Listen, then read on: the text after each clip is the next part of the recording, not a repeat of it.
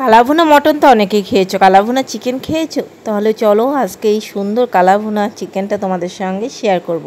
আর chicken হোক mutton হোক একটু কালো কালারের হলে কিন্তু সেই মাংসর কালারটা যেমন দেখতে লাগে খেতেও কিন্তু অসাধারণ লাগে, একদম সিম্পলভাবে। তাহলে চলো রেসিপিটি শুরু করা যাক। নমস্কার বন্ধুরা, সবাই কেমন আছে? আশা করছি সবাই খুব ভালো আছে, সুস্থ আছে, আমরাও ভালো আছি। আবার নিয়ে চলে এলাম সুন্দর একটা রেসিপি, চিকেনের একদম আলাদা একটা রেসিপি।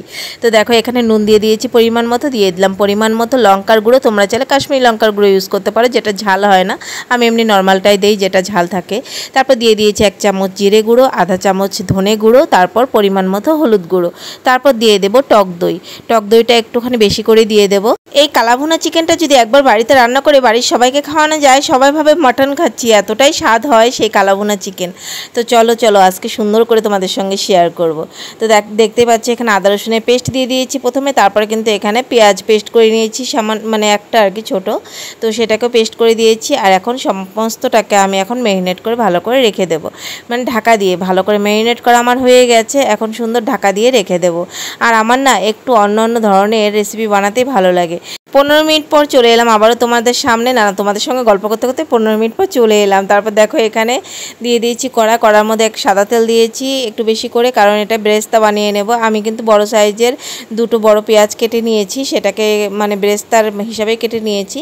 এখন গ্যাসের আঁচটা বাড়িয়ে দিয়ে ব্রেস্তাটাকে ভেজে নেব। পেঁয়াজ দিয়ে গ্যাসের আঁচটা বাড়ানো থাকতে হবে, নইলে কিন্তু ব্রেস্তাটা ভালো হবে না, কারণ নেতিয়ে যাবে যদি আমি গ্যাসের আঁচ কম করে দিই। আর একদমই নুন দেওয়া যাবে না। ব্রেস্তা অনেকেই জানো, যারা জানো না তাদের জন্য। তো একদম লাল লাল করে আমি এখানে ভেজে নেব ব্রেস্তাটা। আর এই কালাভুনা চিকেনটা কিন্তু অবশ্যই করে একবার বাড়িতে ট্রাই করে দেখো। সামনেই তো দুর্গাপুজো আসছে, একটু স্পেশাল তো বাড়িতে রান্নাবান্না হবেই, তাই না? সুন্দর করে কালাভুনা চিকেন রান্না করে খেয়ে দিয়ে চলে যাও দুর্গাপুজো দেখতে, যারা আর কি খাও আর কি বাড়িতে। আমাদের বাড়িতে তো নিরামিষ হয়, বাইরে খাই কিন্তু বাড়িতে নিরামিষ। যাই হোক, এখানে বেরেস্তা আমি নামিয়ে নিলাম। তারপরে এখানে দিয়ে দিলাম তেজপাতা, দারচিনি আর এলাচটা ফাটিয়ে দিয়েছি তেলের মধ্যে। আর দিয়ে দিলাম আলু, কয়েক টুকরা আলু দিয়ে দিয়েছি। এখন আলুটাকে আমি লাল লাল করে ভেজে নেব, তার সঙ্গে গরম মশলাটাও সুন্দর কিন্তু ভাজা হয়ে যাবে। যে বেরেস্তাটা ভেজেছি সেই তেলটার মধ্যেই কিন্তু আমি রান্নাটা করছি। তো দেখো সুন্দর আলুগুলো কিন্তু লাল লাল করে ভাজা হয়ে গেল। আর আমি বললাম না আমার একটু অন্য ধরনের রেসিপি রান্না করতেই ভালো লাগে। যদি চিকেন আনি, আজকে এটা করেছি তাহলে কালকে আবার অন্যটা করবো। আমার এরকম করে করতেই ভালো লাগে, আর করে তাই সবাইকে খাওয়াতে ভালো লাগে। যদি বলে ভালো হয়েছে তাহলে তো আরও ভালো লাগে।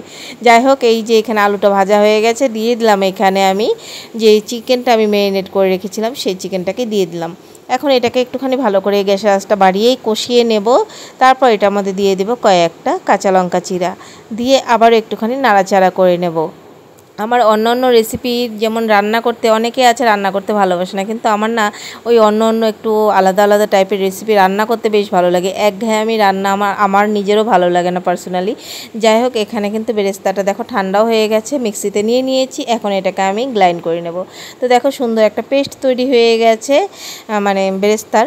তো এখানে কিন্তু চিকেনের জলটা উঠেও গেছে। আর এখানে এখন মানে গ্যাস আঁচটা বাড়িয়েই আমি কিন্তু চিকেনের জলটাকেও শুকিয়ে নিচ্ছি, একটুখানি মানে ভালো করে কষিয়েও নিচ্ছি। তারপর দিয়ে দিলাম আবার একটুখানি মানে লঙ্কার গুঁড়ো, পরিমাণ মতো ঝাল অনুযায়ী অবশ্যই, একটুখানি মানে জিরে গুঁড়ো, আর দিয়ে দিলাম একটুখানি সামান্য ধনে গুঁড়ো, আর দিয়ে দিয়েছি হলুদ গুঁড়ো, কারণ হলুদটা একটু কম লাগছিল, তাই হলুদটা আমি আবারও পরে ইউজ করেছি।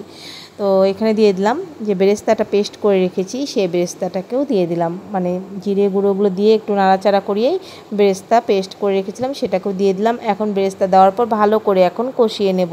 কী যে ভালো লাগে কালাভুনা চিকেনটা, তোমরা না খেলে বুঝতে পারবে না। চিকেনের স্বাদকেও মানে অন্য রকম করে তোলে এই কালাভুনা চিকেনটা। একবার অবশ্যই বাড়িতে ট্রাই করে দেখো। এই তো সামনে দুর্গাপূজা আসছে, বললাম না, এখন তো ফেস্টিভ্যালের উপরে ফেস্টিভ্যাল। এইভাবে কালাভুনা চিকেনটা একদিন ট্রাই করে অবশ্যই দেখো, তাহলে কিন্তু বাড়ির সবাই হাত চেটে পুটে খাবে আর বলবে এতটা স্বাদ হয়েছে এই কালাভুনা চিকেনটা। আর একদম সিম্পলভাবে তোমাদের রান্না করে দেখাচ্ছি। আর এখানে দেখো আমি লিকার চা নিয়ে নিয়েছি। যেরকম তোমরা লাল চা বানাও, অনেকে লাল চা, আমরা লাল চাই বলি, লিকার চা আর কি, একটুখানি মানে চা পাতা দিয়ে ওইটাকে জাল করে নিয়েছি। তো ভাববে না আবার যে লিকার চা দেওয়ার পর তেতো হয়ে যাবে, একদমই কিন্তু বুঝতেই পারবে না লিকার চা দিয়ে বানিয়েছো। লিকার চাটা দেওয়ার কারণ কালাভুনা চিকেনের সেটাই হচ্ছে গিয়ে কালো হবে। এখন এই যে লিকার চাটা দেওয়ার পর এখন এটাকে ভালো করে কষিয়ে নিতে হবে। যত কষবো অতই কিন্তু কালো রঙটা চলে আসবে। আর বেরেস্তা পেস্ট করে দিয়েছি সেটাতেও অনেকটা আসে। আর লিকার চাটা কিন্তু এই মানে কালাভুনা চিকেনে দিতেই হবে। আর একদমই ভাববে না যে এটা দিয়ে মানে লিকার চা দিয়েছি কেমন হবে, গন্ধ হবে, কিচ্ছু বুঝতে পারবে না। একদম মানে আমি করে বলছি, কারণ আমি নিজে খেয়েছি, এই জন্যই বলছি তোমাদেরকে। তো অনেকটা কিন্তু কষিয়ে নেওয়ার পর গরম মশলা গুঁড়ো কিছুটা মানে বেশ পরিমাণে দিয়ে দিলাম। দেওয়ার পর আবারও কষিয়ে নিচ্ছি, কারণ একদম কষাতে কষাতে এটাকে কিন্তু মানে কালচে ধরনের হবে চিকেনটা। আর এইভাবেই কিন্তু কালাভুনা চিকেনটা তোমরা অবশ্যই রান্না করে দেখো। এটা কিন্তু গরম গরম ভাতের সঙ্গে শুকনো শুকনো করে মেখে খেতে কী যে ভালো লাগে, এটা রুটির সঙ্গে দারুণ লাগে খেতে, যে কোনো কিছুর সঙ্গে ভালো লাগবে এই কালাভুনা চিকেনটা। তো দেখো একদম কষতে কষতে কিন্তু কালো কালার চলে এসেছে, নামিয়ে নিয়েছি। দারুণ হয়েছে কালাভুনা চিকেন। দেখো দেখে লোভ লাগছে কিনা বলো বন্ধুরা। একদম শুকনো শুকনো করে গরম ভাতে মেখে গেলে কী যে ভালো লাগে, মানে কি বলবো। উপরে দিয়ে কয়েকটা কাঁচা লঙ্কা চিড়ে দিয়েছি। এই মানে কাঁচা লঙ্কাগুলো খেতেও কিন্তু বেশ ভালো লাগে। আর আজকের এই রেসিপিটা যদি ভালো লেগে থাকে তাহলে এই চ্যানেলটাকে যদি কেউ সাবস্ক্রাইব করে না থাকো তাহলে প্লিজ চ্যানেলটাকে সাবস্ক্রাইব করে আমার পাশে থাকার অনুরোধ করছি। আর যারা ফেসবুক পেজ থেকে দেখছো ফেসবুক পেজটাকে ফলো করে না থাকলে ফলো করে আমার পাশে থাকার অনুরোধ করছি সবাইকে। আর ভিডিওটা ছেড়ে যাওয়ার আগে প্লিজ একটা করে লাইক করো। আর কে কোথা থেকে দেখছো ভিডিওটা, কার কার পছন্দ হলো কি হলো না প্লিজ কমেন্ট করে একবার জানিয়ে যেও, তাহলে আমারও খুব ভালো লাগবে। তো দেখো এখন গরম গরম ভাতের মধ্যে এই তো কালাভুনা চিকেনটা নিয়ে নিলাম, সঙ্গে এক টুকরো আলু নিয়ে নিলাম। বাস এখন শুকনো শুকনো করে যে কোনো মাছ বলো বা মাংস বলো একটু ভাতের সঙ্গে শুকনো শুকনো করে মেখে খেলেই কিন্তু সেটার স্বাদটা বেশি বোঝা যায়। আর একদম ঝোলঝোল করে খেলে সেটার স্বাদটা কিন্তু বেশি একটা বোঝা যায় না।